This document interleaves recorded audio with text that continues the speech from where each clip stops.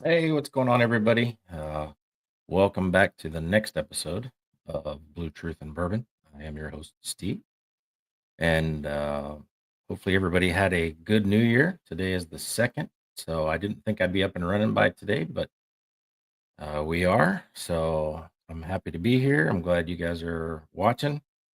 Um, Hopefully, we'll get some live viewers. If not, hopefully, everybody catches it on Spotify or on YouTube, and able to watch it, after it's been recorded. So um, hopefully you can see in the background here, my flag came in today, so I have a little bit better background than my blinds. And I noticed, I don't know if you got a chance to see it, but I put out a little reminder video this morning and didn't realize how ugly and mean I looked. So I had to throw on a hat tonight and gussy myself up a little bit. Didn't realize I was looking mean. So um, again, glad you're here tonight. Looking forward to talking with you. If you have any comments,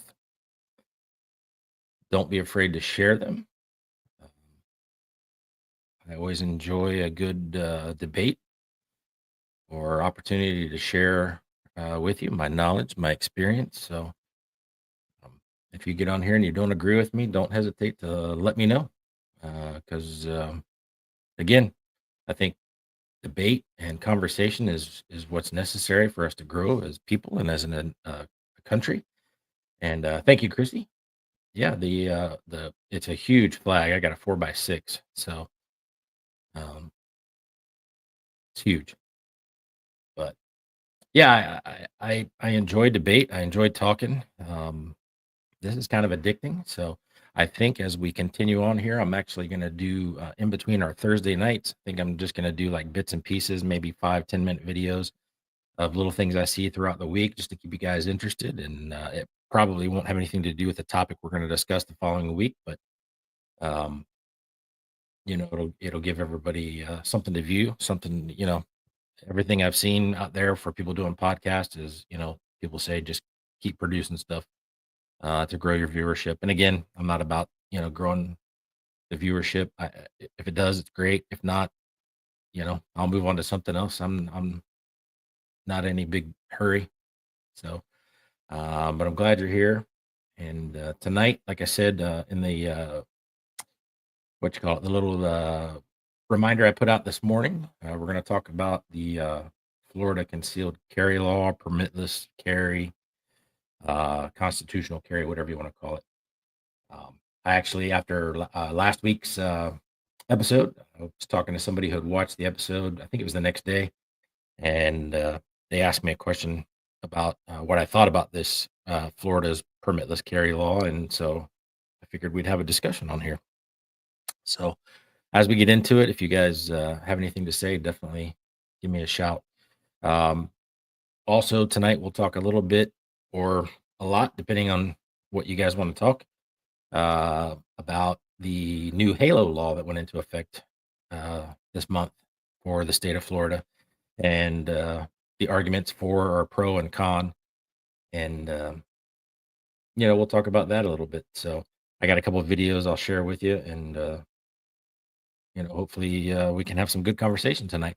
I really, to me, having a live podcast to me is more important because I think the interaction makes it a lot better for the viewers, and it makes it better for me because I don't want to just sit here and talk into a microphone and not have any banter back and forth, or when I have guests on, nobody paying attention. So um, this thing, as we go on, it will grow, it will develop. I'll do different things and take suggestions, and just have a good time with it. So hopefully you guys enjoy what you see, and um, you know, if not, we can find something else to do together. You know. So tonight is Buffalo Trace night. I got a bottle of Buffalo Trace thanks to Ben Lewis. I don't know if he's able to watch tonight, but thanks to Ben for the Buffalo Trace. So I want to share a little video with you first. This is kind of a funny. Well, it was funny for me. Funny little video. Um, So this is from WrestleMania. If any of you guys are into wrestling, this was the first WrestleMania in Orlando, and I just happened to make YouTube. I've been on TV a lot because I was a detective and supervisor, so I had to speak to the media a lot. But I don't think I've got any other YouTube videos, and I don't know who took this one, but I'll share it with you because I think it's kind of amusing. And yeah, so we'll take a look.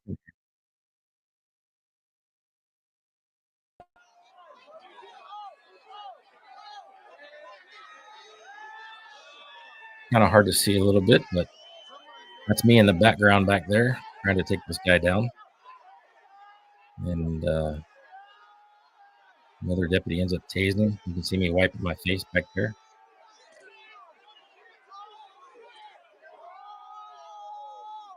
So yeah, this was WrestleMania. They were having some issues with some folks, and the crowd quite enjoyed our little fight there. But yeah, it was kind of fun. I shared that on my personal Facebook page a couple days ago and tagged my buddy in it, who's in it as well. He's now retired too, so he said it's okay for us to talk about. But yeah, that was kind of fun, and it's a like I said, that was in Orlando, so um, we were kind of in the crowd. It's right before it was actually during the Floyd Mayweather and the Big Show, if you know who those are. It was during their bout at a wrestling show, and we're sitting in the back, and the safety crew, the security crew that was there, not the police, but the security guys, were going in and pulling people out that were causing a ruckus, and everybody in the crowd turned around and looked at me and my buddy, and they're like, "Are you going to help out?" And so we were like, "Yeah, I guess." So we went in there and grabbed this guy, and he ended up grabbing me around the waist, grabbed my gun belt actually, and picked me up off the ground. And so we ended up tasing him. And the funny thing is, so the Orlando Police Department had charges on him, and I had charges on him for battery on me. And but what I did was uh, I waited for him to get out of jail on their charges, and then I wrote a warrant for him for the charges on me, and went back and picked him up and took him back to jail, just to cause him a little more grief. So, uh, yeah, that was a lot of fun. That was back when you could still kind of get into a fight or two in the media. The videos didn't hurt you too much. So, but yeah, let's get into talking about this Florida's permitless carry law tonight. Um, I think this was I think it was a 2024 vote went into effect, and basically in the state of Florida, as long as you meet certain criteria now, you don't have to have a concealed carry permit in order to carry your pew pew. Like we said last week, we can't use certain words before we get banned. So I don't want to try to get banned immediately. But um, yeah, so now you don't, if you, as long as you meet certain criteria, you don't have to have a concealed carry permit. And we'll go into those. Like for instance, the criteria: you have to be a United States citizen or a permanent resident. You have to be at least 21 years of age. Let's see, no felony convictions, no physical condition that permits or that prevents safe handling. So if you have a disability that you're unable to use a firearm, you can't have that. Haven't been adjudicated as an incapacitated person. Um, not have been committed to any mental institutions, not have um, abused any controlled substances, and without my glasses, not chronically um, intoxicated. So, those are the requirements. And of course, there's places, there's things that, you can't, obviously, you can't carry it in certain places, government buildings, police stations, um, courthouse, a bar. I don't know if I said that, but bar, you can't have it at a bar. You can have it at a restaurant that also has a bar. You just can't sit at the bar. But if it's, I think it's like if 65% something, I don't know exactly, but if it's over a certain amount is all alcohol and not food, you can't carry your weapon there. But um, so with those restrictions, and so that allows for a lot more people to carry a firearm without having to have a permit for it. And so the person that asked me, or I talked to last week, mentioned, well, how do you feel about this law? And this is just my opinion. Take it for what it is. If you disagree, I don't have a problem with that. If you disagree, let me know. If you agree, let me know. Feel free to comment. Only getting one comment, so I don't know if everybody's able to comment if they're having issues or not. So if you want to, say hello, and that way I know you're here, because I can't tell who's watching. I can only tell how many people are watching. So, um, but the person asked me, how do you feel about the permitless carry? And in my opinion, the permitless carry law on the state of, and on the books in the state of Florida realistically put a lot more good guns on the street than it put bad guns on the street. Because if you honestly believe that the bad guys were waiting for this law to come out so they could legally carry, I got news for you. And so the people that were bad in carrying guns, they were already carrying their guns. So this law didn't affect them in the least. And so, in my opinion, what really took place here was that more legal guns, or more good guns in this case, uh, were put on the street, in my opinion. So when you look at it, um, more people are able to defend themselves and their families a lot better now than what we had before. Now, granted, when you take a look at this and you talk about the people that are carrying firearms now, um, you know, whether they've been through the proper training, whether they can handle a firearm pew pew, whether they can handle it well or not, who knows? I mean, I get it. It may be an instance where there's somebody out there that, yeah, maybe we really don't want them to be carrying around a gun. I get it, and I agree to an extent. But you know, the opportunity is there for people to protect themselves more now. And so I think that, that's, to me, more important than the other side of the coin. I know somebody can get injured. I know an innocent person can get hurt. Um, but if a bad person's firing their gun and a good person has to take action, the bad person can hurt somebody too. And so if we're justifying that it's okay for the bad person to hurt somebody, but not the good person to hurt somebody, um, you know, what are you saying? Realistically, I think we're better off the way it is now. And it may, you know, get a new governor, get a new legislature, and they may see things differently. But right now, I think we got it right. Um, I don't know, you know, whatever you guys think. If you want to share, share. You don't need to. Um, I talked a little bit in one of my run ups to this podcast. One of the first things when I was getting used to the equipment and learning how to do this and getting everything ready, about the Halloween shooting in downtown Orlando, and where the police chief and the mayor both got on the television, and both of them realistically said the same thing, that part of the reason that this occurred was because of the Florida permitless carry law.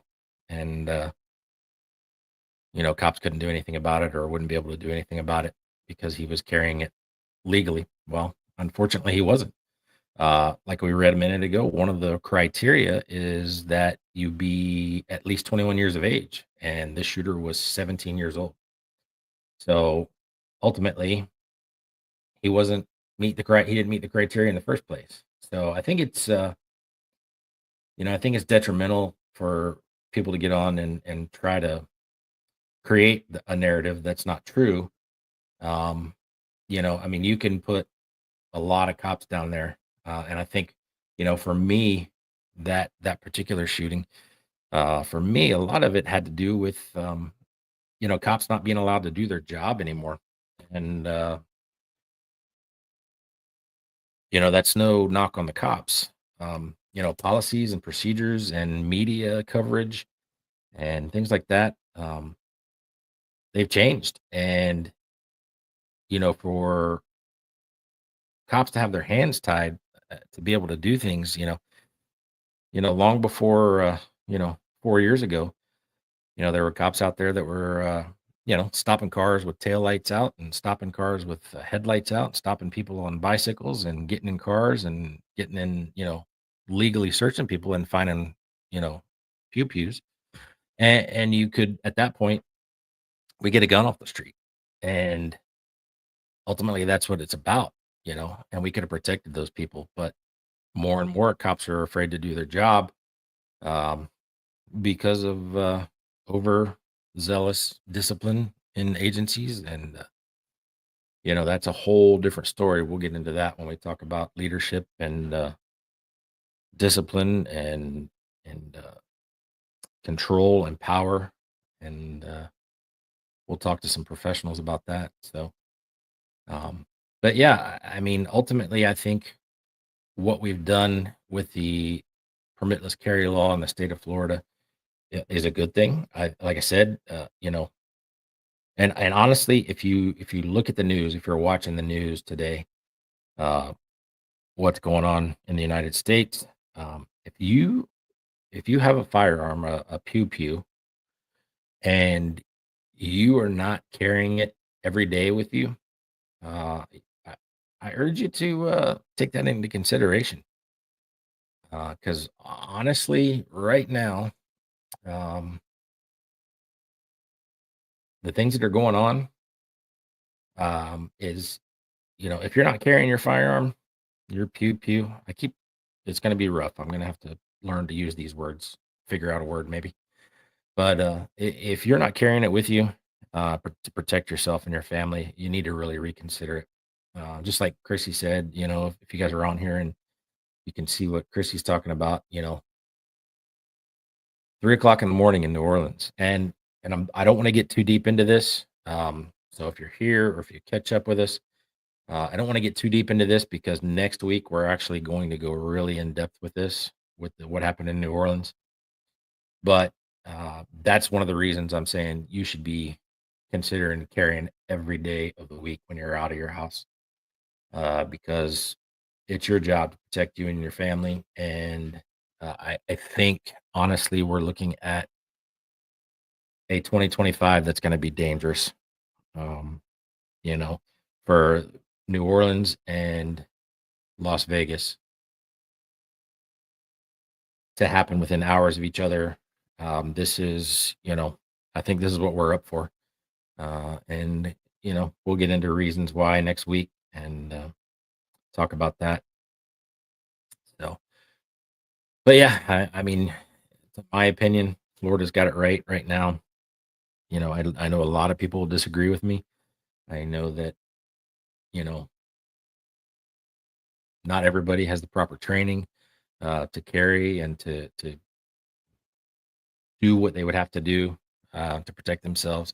And honestly, in my opinion, if you're going to do that, self-preservation and protecting other people is well, and protecting your family most importantly. I'm not saying if you're watching a robbery go down, you should get involved.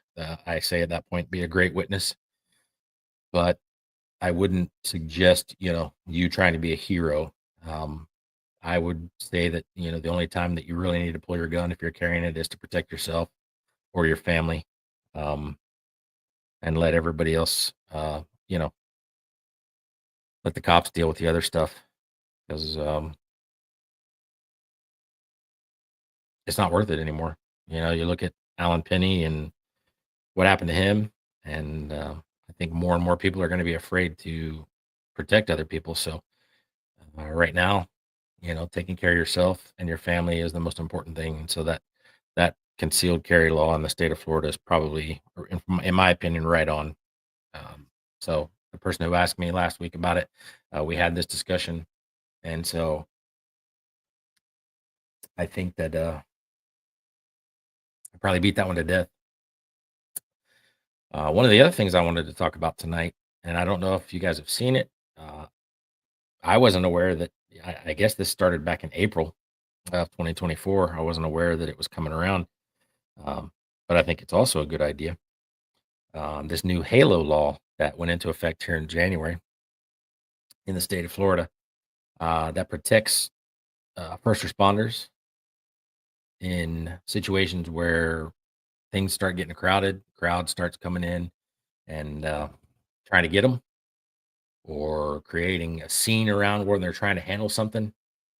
Um, it's a 25-foot barrier, which is considered a reactionary gap for first responders, for law enforcement, firefighters, um, where if a law enforcement officer, a firefighter, is engaged in assisting someone, arresting someone, dealing with someone, you are required to stay 25 feet back. If you engage and you get within that 25 feet, closer than that 25 feet, they can order you to get back. It is now a law. It's by law, you have to be 25 feet away.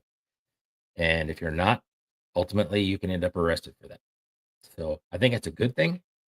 I've been involved in some serious incidents, some serious fights, some serious arrests where we're battling someone, where we're struggling with someone, and you have family and everybody else that's around that's trying to get at you, trying to get at the. I've been in domestic violence situations where you go to arrest somebody and the other spouse, significant other, jumps on you, tries to pull you away because they don't want them to go to jail. So I think this law is important. I think it's good. I think it's going to help prevent a lot of injuries.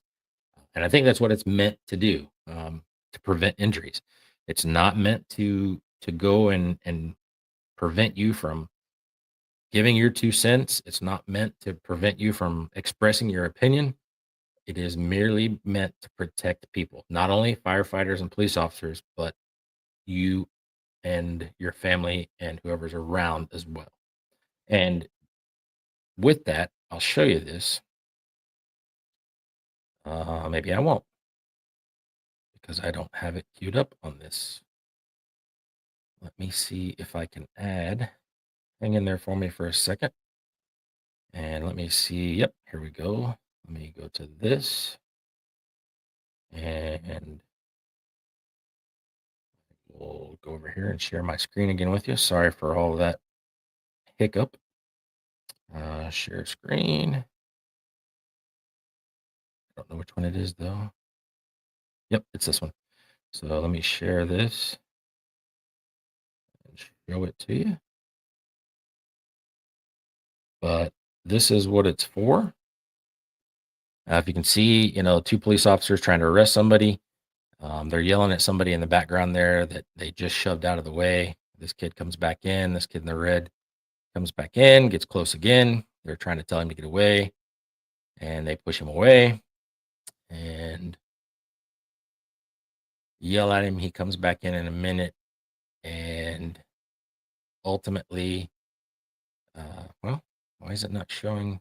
Anyway, they ultimately keeps repeating the same loop there, and I'm not sure why it's doing that because the video ultimately shows them um, basically pushing this guy to the ground, tackling him, and ended up arresting him. And so that's what it's for. It's for their protection. It's for your protection.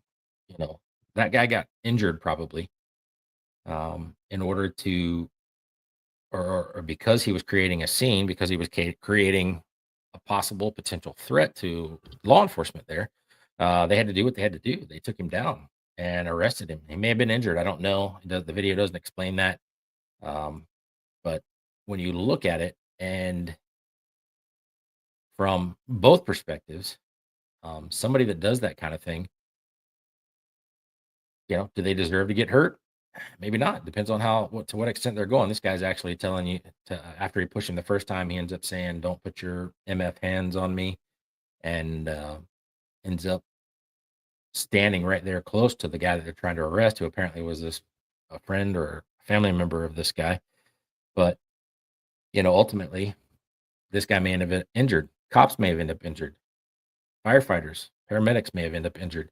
Not in this particular situation, but in another situation, another scenario. So when you look at it, this law is written honestly, I believe, to protect those officers, to protect you and others from getting injured. Now, the arguments that are against uh,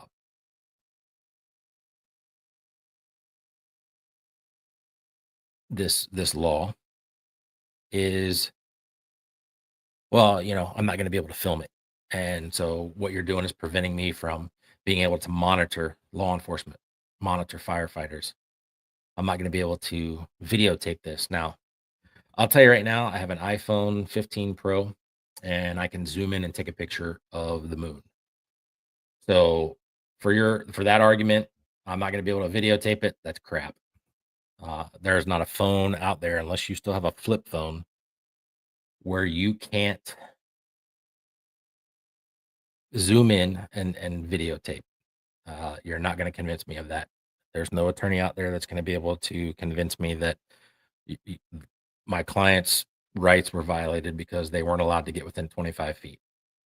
That's crap. So, ultimately, in my opinion, when you look at this, from both perspectives, it's just a law to save people from getting hurt. It's not to prevent people from videotaping. It's not to prevent the cops from hiding things, or to it's not to you know make it where the cops can hide things better. It's just not the case. As many videos as there are out there, you know, it, it, there's just no that the argument doesn't hold water. So let me see what Mike said. I said, in light of recent events, how do you make sure you aren't giving away too much information to the bad guys when it comes to protocol that could be taken advantage of? Mike, if you're still here, what do you mean? Are you talking about me giving away information? Because if you're talking about letting bad guys know that they can carry guns as long as they meet all those criteria, those bad guys are already carrying the guns. I'm not telling them anything they don't already do. This 17-year-old, had he been 18 years or 21 years old, yeah, he would have been legally allowed to carry that gun, but it, laws haven't affected him in any way, shape, or form yet. I mean, he's 17 years old. He's carrying a gun, probably carried a gun since he was 13, 14, 15 years old. So, um, you know, if ultimately, there's more bad guys carrying guns now, I don't think so. I don't think that any of the guys I don't think any bad guys were going, hey, now that there's a law that says I can carry it, I'm good to go. They were carrying anyway. So we didn't add any more bad guns to the street. They were carrying. Anything you share about your experiences over the year? Honestly, if eh, I'm really not, for me, I'm not going to get on here and talk about tactics that we use or I used as a law enforcement officer. I'm not going to get on here and say, hey, this is what cops do. This is how to get around it. I'm really not. That's not what I plan on doing on here.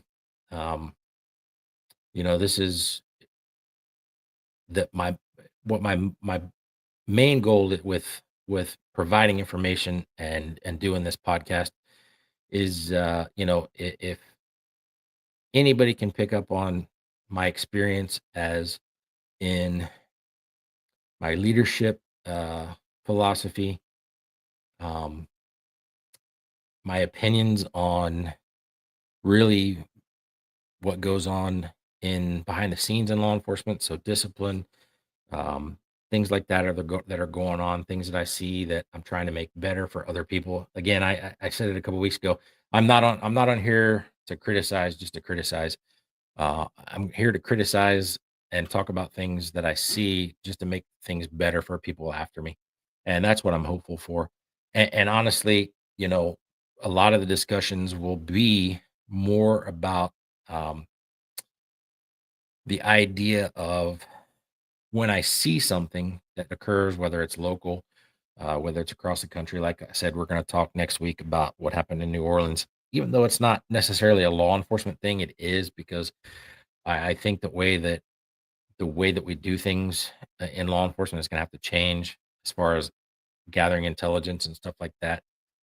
Um, my real goal is to bring awareness to the public about certain things. So, for instance, there's a lot of times where you see video of an incident involving the police where maybe they had to use their firearm or a taser, or why did they spray that guy, or why did they not do this instead of this. um, a lot of people jump to conclusions. A lot of people get out ahead of the story and think they know everything about it, and they really don't. They don't know what's going on at all. And so, um, my goal is to bring awareness to hopefully address those misconceptions, um, hopefully to give people a better insight as to a cop's mind and what's going on, and what I would be thinking about or what others are thinking about, and how you handle those situations, not necessarily tactics that, oh, this is what cops do, so that somebody would pick up on it and get an idea how to circumvent that or something like that. So, when you're talking about the concealed carry law, I bad guys have been circumventing that for years. I could preach a sermon on what cops do and how they do it, and it's not going to make a difference. The important thing to me is that, um, you know, like I said, that cops are able to do their job more instead of having their hands tied, um, when it comes to administrations, because there are ways to prevent these things, that we have gotten away from because people are scared. Cops are scared to do their job, and they're not being trained to do things like this anymore. They're being trained to take report calls, and they're being controlled. And again, these are my opinions. It's not something that you have to take as fact. If you disagree, I have no issue with that. Um,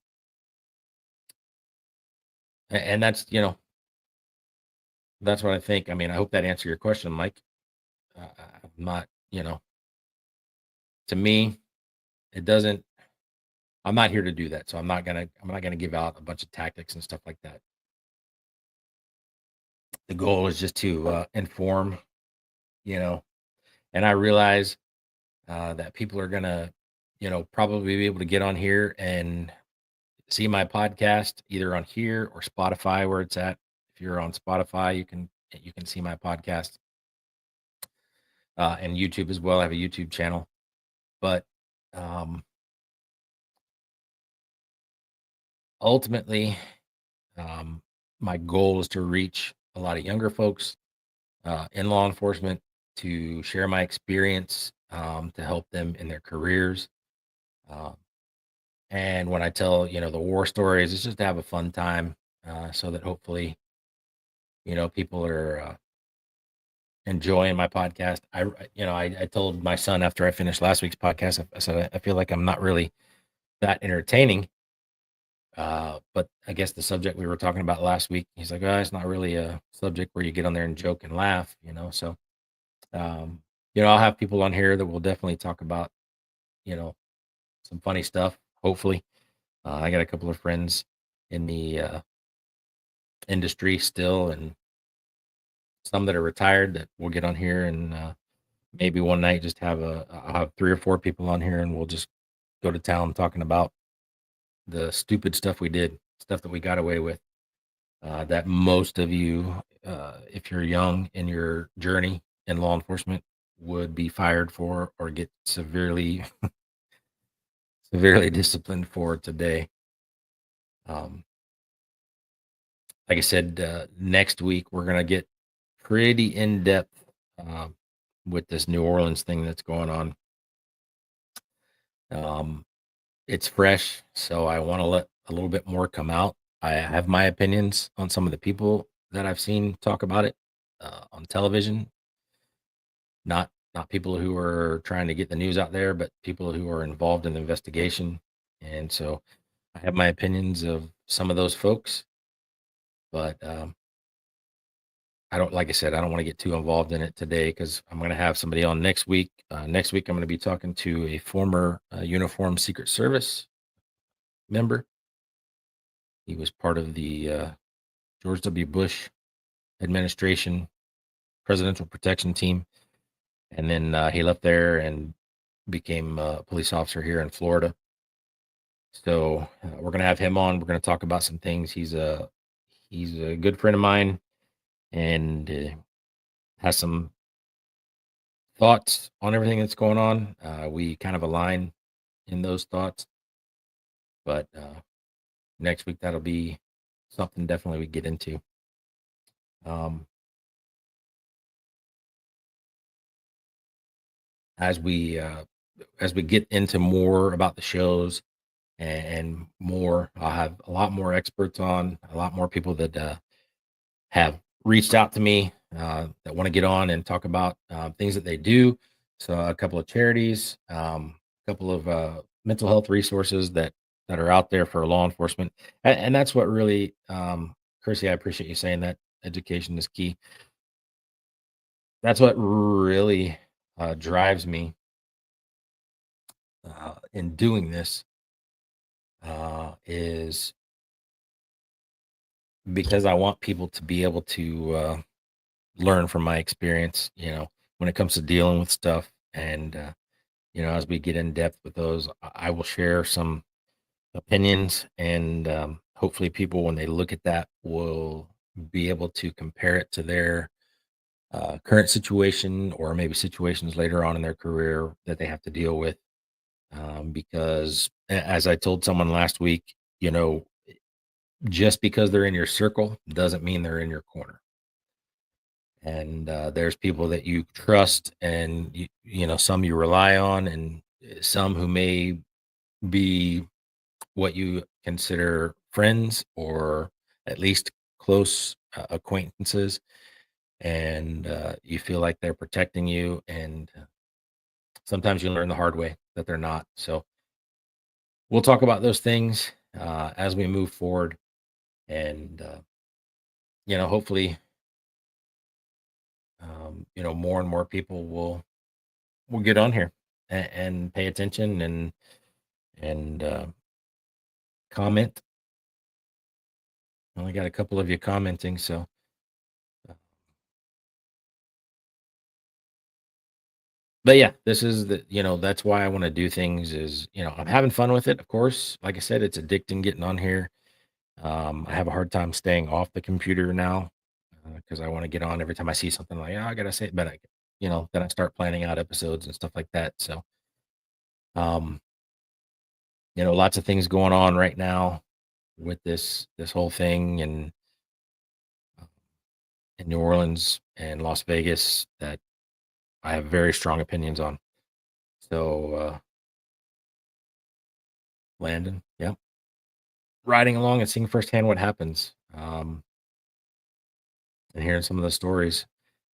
Yeah, and that's one of those things that you always want to tell people when they have their opinions. Oh, this, but what about that? Or what? Okay, fill out an application to ride along. Come out there and let's see what we really do. See what really goes on. Because until you can't watch Cops and whatever else, the first 48, um,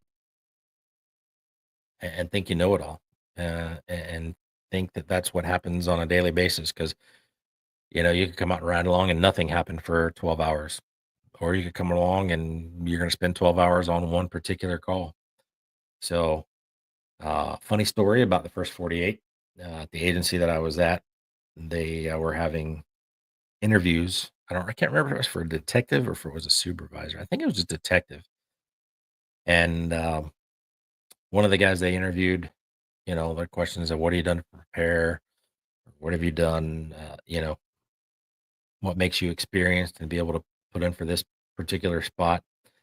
And the guy actually said, "Hey, you know that show, The First 48? I watched it. I seen it." Yeah, that was his answer. I guess so. If you watch enough, most of you, if that's your cup of tea when you watch TV, uh, and you watch The First 48, some of you could probably be detectives, uh, based on his logic. So I thought that was hilarious. So anybody got any questions? I don't know who all's on here because I see people watching, but I only got 3 people who've commented, so not sure who all's paying it. Uh, Again, Buffalo Trace. Anybody has a hookup and wants to reach out and let them know that I drink this stuff. I just got a bottle last night. This is my favorite. This is the smoothest one I think I've had. Um, so Mike, I hope I answered your questions. If not, um, let me know, Mike, if you're still here. Chrissy, he was not selected. I can assure you. Um, if I gave the name, you would know it. So I'm not going to call somebody out on here. Maybe eventually I'll call out certain people, but um, not really what I'm here for. But I don't mind sharing the story because it's absolutely hilarious that he answered that way. So if you got here late, my flag is in. My background's better now. My sign, my son got me for Christmas. Thanks, Dylan. Give him a little plug because my daughter's walking through the house. Hi. So yeah. So we've talked a little bit about the Halo law. Again, I think the Halo law is important. I think it's out there for protection. I think that this permitless carry in the state of Florida um, is right on the money. Um, we we need as many good guns out there as we can get. And again, it's not, to me, it's not about making people John Wayne going out there and taking over and putting down robbers and stuff like that. It's really about the idea of being able to protect yourself, because everything that is going on today is in my opinion, we haven't seen the worst of it. I think I posted on Facebook today, um, my opinion, and that opinion is, um, this is just the beginning. Las Vegas and um, New Orleans is just the beginning. We have tolerated radicalization for far too long, in my opinion. And I'm not putting a blanket statement out there. I'm not talking about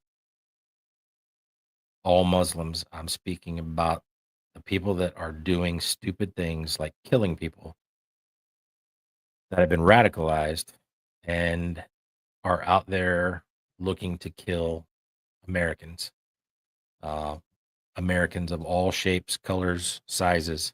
Uh, we have tolerated it for far too long. And ultimately, it's going to be far worse, in my opinion, than September 11th. Um, we have not seen the worst of it yet. And, it was easy for people to, everybody was sad and it was a tragedy. And it was easy for people to get upset, um, and then forget about September 11th because it didn't happen to them. It didn't happen here. It happened in New York. It happened in Pennsylvania. It happened in Washington, but it didn't happen in Florida. It didn't happen in Texas. It didn't happen in Colorado, New Mexico. But when this comes to your local mall, when it comes to your local theme park, when it comes to your local downtown area, and there are mass killings, mass unalivings. What you're going to see is that we are in for much more tragedy than we've ever seen. And I hate to say that.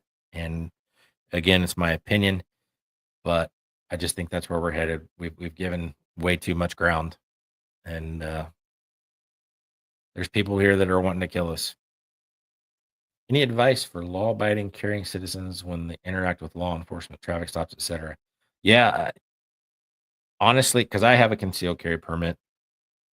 I also have my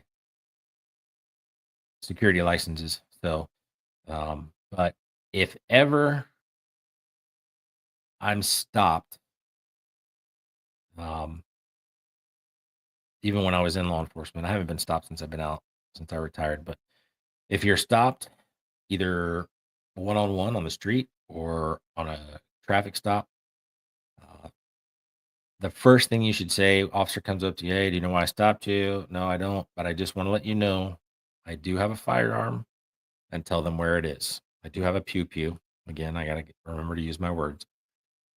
I do have it. This is where it's at. And let them start telling you what to do. As long as you're cordial and not an a hole about it, um, things should go well. Don't reach, don't point. I mean, hey, it's over here next to me. That's fine. Don't grab down here and say, oh, it's in my center console, and you reach for the center console. That's not a good thing. But absolutely, when you're stopped and have interaction with law enforcement, uh, like I said, whether you're walking down the street and somebody goes, "Hey, you match a description. Come over here and talk to me." Hopefully, that doesn't happen to any of you a lot. I know most of you, so if it does, maybe we should rethink, especially you, Mike. If you're getting matching descriptions, I might need to rethink some conversations with you and get you turned around. I'm just kidding. Uh, but yeah, you always want to let somebody know that you've got it, where it's at, and let them start directing you. Um, Otherwise, it could end up in a bad situation because I don't want law abiding, good citizens who are carrying firearms legally. Pew pews. I keep using the word. I'm going to get banned. I know it. One of you is going to complain. I'm going to get kicked off of Facebook. So, but yeah, definitely tell them where it's at. Let them. Good question, Mike. I appreciate that because people that may watch this on Spotify, I don't always think about those things. I don't always think about other people watching. And so I appreciate the question. Let's see. My fear of permitless carry is people won't be informed of the laws and find themselves in trouble. Like which laws, Landon? Because, well, if you mean like the restrictions of that particular law, yeah, I can understand that. Because there's people that will carry and forgetful and accidentally carry it to the courthouse. Um, Somebody on here has probably seen that a bunch of times where somebody showed up to the courthouse with one. So the bar, yeah, if you're at the bar and you end up getting rowdy or something, and ultimately somebody finds you, you could face some consequences for that, Landon. So yeah, there's going to be people out there that are legally allowed to carry it that are going to hem themselves up. Uh, so yeah, you're right. I mean, yeah, Jen, I talked about that earlier. I don't know when you got here, but yeah, theme parks is one of the places you cannot carry. It is. Oh, sorry guys. I got to figure this microphone out because I think I'm having issues believing in my head that you guys can't hear me that well.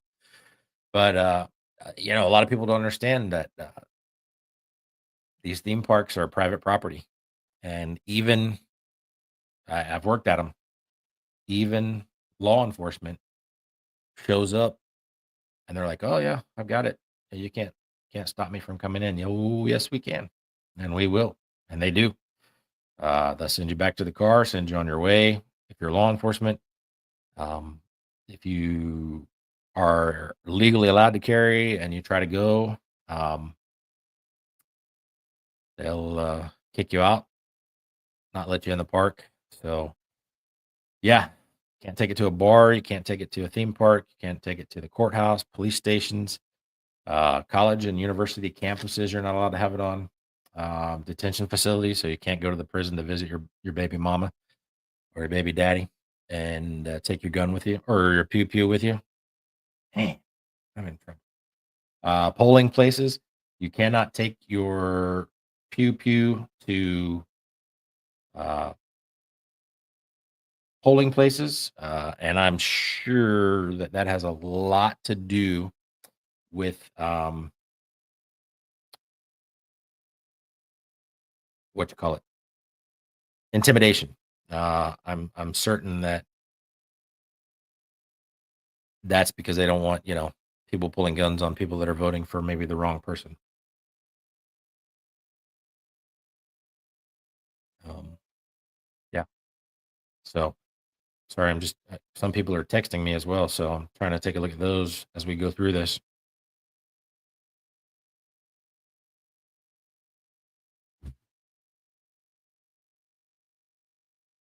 Um, okay. Yeah. Uh, what are you drinking right now? This is Buffalo Trace. If you guys haven't heard me say that a couple times now. And somebody asked about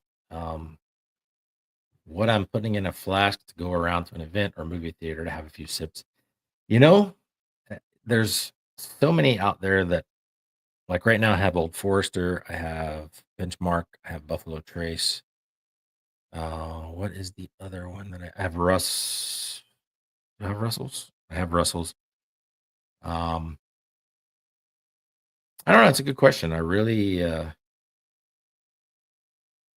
anything that I got, I'm not afraid to take with me. So good question. But talking about some of the the cops being handcuffed. Um, I'm just trying to, like I said, I got some text messages coming in. So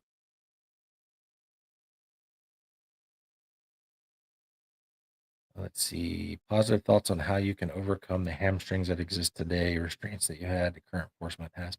Um, I'm not going to lie to you. And again, we'll get into a lot and Woodford Reserve. I like that one too.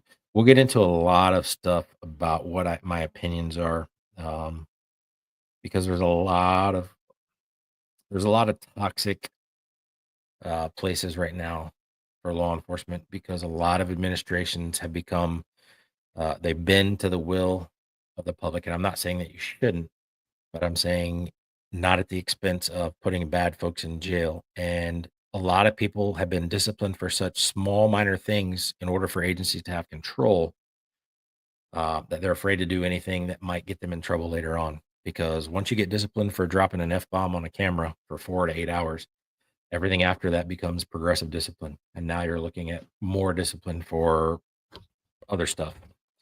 So we'll talk about that when we get into supervisor stuff and leadership stuff because I still talk to people at the agency I retired from.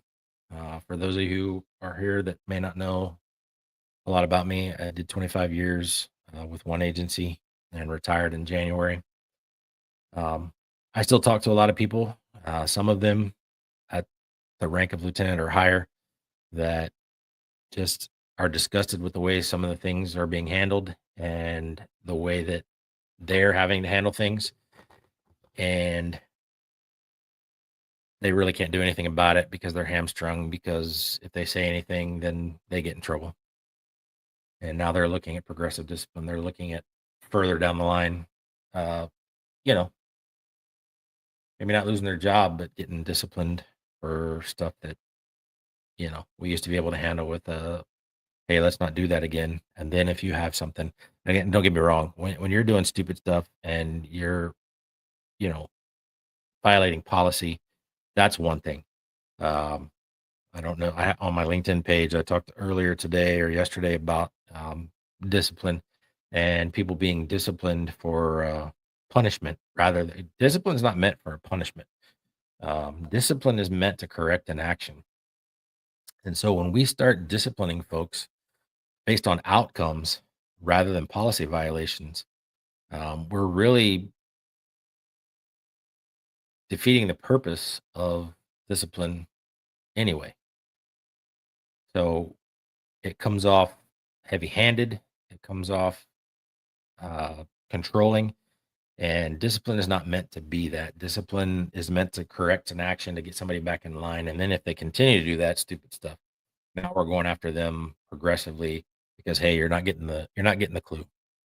And so we will get way in depth with that stuff because I'm very passionate about leadership. I think, as I have spoken many times with Andy, who has commented on here tonight, Andy's the one that's going to be our guest next week. Um, there's a difference between leadership and supervision, and we've all worked for them. We've all worked for leaders, maybe, hopefully, you guys have worked for some leaders. Um, And I would imagine that most of you have worked for a lot of supervisors, not leaders, but supervisors. And so, thank you, Mike. Yeah, I like to tell people, I had 23 good years and 2 bad years, but I enjoyed what I did for at least 23 years. And it's a life. It was a job, so I had fun. I enjoyed what I did, and I'm glad I'm done. It's you know It's like Florida's a great place to be from. I just don't like it here anymore. I want to have snow. Maybe next week I'll get some snow. Maybe early on next week I can go north a little bit in Florida and grab some snow. So, cheers to you guys. I appreciate you being here tonight. Don't forget, try to share my page if you can. I would appreciate it. Um, again, down at the bottom here, I will uh, Facebook, Blue Truth and Bourbon Podcast, which is where hopefully you guys are tonight. Instagram, Blue Truth Bourbon Podcast. On YouTube at Blue Truth Bourbon Podcast. And then here is my email address if you guys want to write that down. And I'm also on Spotify. I keep forgetting to tell people that. So if you want to share it and let people know where I'm at so they can watch it after it's been recorded, um, feel free to share, especially this Blue Truth and Bourbon Facebook page. The more people that get on here, the more that we'll see it when we go live. Again, this is, what I want to do uh, is live. I'm not going to edit anything because I think, even though it make it look sharper, I think, I don't want to be accused of shaping things the way that I see fit. And yes, Michelle, I am very jealous. You are getting snow. Actually, most of the eastern seaboard and middle of the country right there is going to get some snow. I wish I was in it. I got to convince my wife to move. She's not ready. She doesn't want to leave the kids. And I tell her every time she says she doesn't want to leave the kids that I will tell them what our address is. They can come visit whenever they want. I don't have a problem with that. I'll even build a house that has a couple extra rooms if they want to stay. But yeah, please share this. I'm having a good time with it. I'm probably, like I said early on in the show, at the beginning of the show, my goal is probably to do a couple videos a week, just small stuff, 5 to 10 minutes, just to keep you guys interested, just to keep some product out there. It won't go on my Spotify page or anything like that. Um, it'll just stay on the Facebook page. It won't go on the podcast on YouTube or Spotify. but just to keep you guys entertained, if I see something, if I think of something, stories I want to share, I will share one more story with you before I leave. While you still got some of you guys here, but I don't know if you guys have seen the movie Bowfinger with Eddie Murphy, Steve Martin. So it's the first and only time that I've lost my stuff, busted out laughing in somebody's face, not meaning to. But one night we got a call for an alarm at a mechanic shop, and one of my good friends was there with me. He was zone partner. Well, wasn't really zone partners back then because I think there were only 5 or 6 of us working a shift. So, but we show up at this alarm and we're walking around this building and we can hear somebody in there. It's like, hey, this might be the real thing. We got somebody inside. But we checked around this entire building, and even though we know somebody's inside, every window is locked, every door is locked. So we're beating on this door, and I don't. This guy only spoke Spanish that was inside. I don't remember if a third person showed up that spoke Spanish, or can't remember if my buddy there knows Spanish. I don't remember. He's Italian. He might. And so we're somehow we're communicating with this guy. Supposedly he is somebody that works there, but he's also sleeping there. He's allowed to stay there by the owner. So the owner gets there and unlocks the side door for us, and he opens up the door, and my buddy immediately says, "Holy S, it's Bowfinger," and he's looking right at me, and I just bust out laughing in this guy's face. Now, if you've never seen the movie, you have to go on. But this guy was a white guy. He wasn't a black guy. It wasn't didn't look like he was the white Bowfinger. Uh, so if you don't know what Bowfinger is, Google it and take it because that's exactly what he looked like. He looked like the white Eddie Murphy, and I laughed so hard, and I had to turn away, had to walk away. Only time I've ever laughed in somebody's face. I've never done that before or since, but it was the funniest thing to me at that night. It's probably 2 or 3 o'clock in the morning too, so I was probably pretty tired. So yeah, I want to get on here as much as I can. I want to get some people involved. I want to have probably a night of just storytelling because there's a lot of funny stuff out there, a lot of stuff that we did to each other that like you can't do anymore. You can't have a good time uh, doing the things that we did because people get offended, and there's a lot of them that are cops. They get offended. That snowflake cops, they're there. Trust me, worked with them. They worked for me. I've seen them.